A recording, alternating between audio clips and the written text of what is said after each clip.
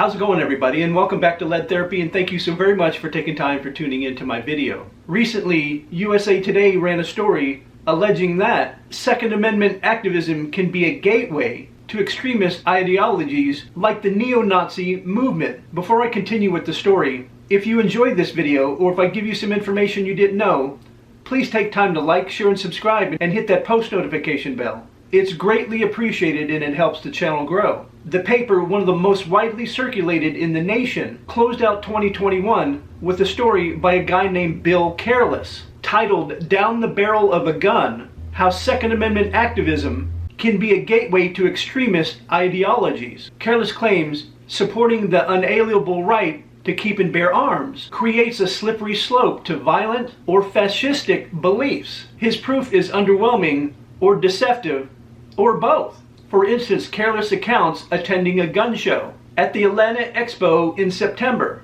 where a man proudly displayed memorabilia that rhymes with paparazzi. Because if I say the name that it truly is, YouTube will probably take this video down. An accompanying photo shows a single display case with a sign that says, "Want to buy US, Japanese, and German military items." The fact that the man seemingly collects all forms of World War II memorabilia was omitted from the story to paint him as a paparazzi sympathizer. Careless further tries to prove his point by quoting Daryl Lamont Jenkins of the far-left One People's Project, who said he went to a gun show in 1995, and there was a guy who had a table with all kinds of weird stuff. The article quotes multiple left-wing experts, while not asking a single gun rights organization for balance. Advocates of the constitutional right to self-defense strongly rebuff the story's central thesis. The article is a piece of anti-gun propaganda.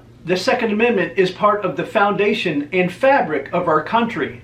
Tens of millions of gun owners practice the safe and the responsible exercise of their rights daily. The Second Amendment is a gateway to personal safety, individual liberty, and a proper understanding of the Constitution. It's not radical, but perfectly normal to want to be armed for protection from the common thug as well as a tyrannical government. The only concrete example of violence the story cites that is of 69-year-old Willem van Spronsen, a radical left-wing activist who was shot and killed while trying to attack a privately run immigration detention facility in Tacoma, Washington. The story closes by reporting on two gun show attendees, one white, one black, who said they pay no attention to politics and have been interested in guns since they were kids. They wouldn't give their names, the article complains. While the media attempted to link gun ownership to radicalism, the media gave a pass to multiple acts of violence fueled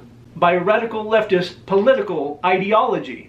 If Will Careless wants to investigate the factors which could serve as a gateway drug to violence, perhaps he should examine the hateful rhetoric of MSNBC. James Hodgkinson, who was a big fan of the network's Rachel Maddow and a Bernie Sanders volunteer, tried to kill several Republican congressmen on a baseball field in 2017. Likewise, the convicted domestic terrorist Floyd Lee Corkins II, who was heavily influenced by the radical Southern Poverty Law Center, attempted to kill several people at the Family Research Council in 2012. Corkin carried bags of Chick-fil-A sandwiches, which he wanted to smear in the faces of the dead victims. Thankfully, security guard Leo Johnson stopped the onslaught and was wounded at that time. And let's not forget, it was the anti-gun left, which downplayed the falsely labeled, mostly peaceful protests of 2020, which resulted in cities being burned and thousands of police injured.